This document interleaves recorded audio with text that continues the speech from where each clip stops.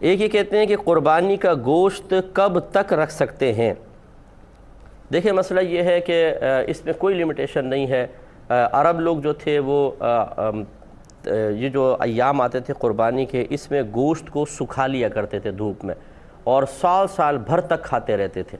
تو اس میں کوئی حرج نہیں ہے کہ اگر کوئی محفوظ طریقہ گوشت کو رکھنے کا آپ کے پاس ہے تو جتنے عرصے تک آپ کھائیں۔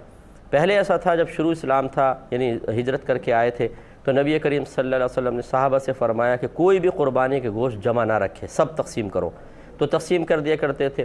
پھر سرکار نے کچھ سالوں بعد فرمایا کہ پہلے میں نے تمہیں گوشت تقسیم کرنے کا حکم دیا تھا، لیکن اب میں تمہیں اجازت دیتا ہوں کہ تم گوشت اپنے پاس رکھ سکتے ہو۔ تو چونکہ اس میں کوئی کیونکہ پھر لوگ آسودہ حال ہو گئے تھے ماشاءاللہ، اور سب خود قربانیاں کرنے لگ گئے تھے، تو اس لیے سرکار نے پھر گوشت کے رکھنے کی اجازت مرحمت فرمائی۔ تو اب شریعت نے گویا کہ کوئی پابندی نہیں لگائی ہے، آپ رکھنا چاہیں کتنے عرصے تک، جتنے عرصے تک رکھنا چاہے رکھ سکتے ہیں، بشرطے کہ جیسے میں نے کہا کہ وہ گوشت خراب نہ ہو، جب تک آسانی سے صحیح طریقے سے رکھا جا سکتا ہو۔ خراب ہونے لگے تو اتنے عرصے تک رکھنا مناسب نہیں، نہ اپنے پیٹ میں جائے نہ کسی اور کے پیٹ میں جائے، یہ قطعاً غیر مناسب ہے۔ ہوس جو ہے نا، ہوس اور لالچ یہ بری ہوتی ہے۔ بعض اوقات فریج بھر لیتے ہیں، ڈی فریزر اور سب کچھ بھر لیتے ہیں، اور کھایا جاتا نہیں ہے، سڑ جاتا ہے گوشت، پہ اس کو کچرے میں پھینک دیتے ہیں۔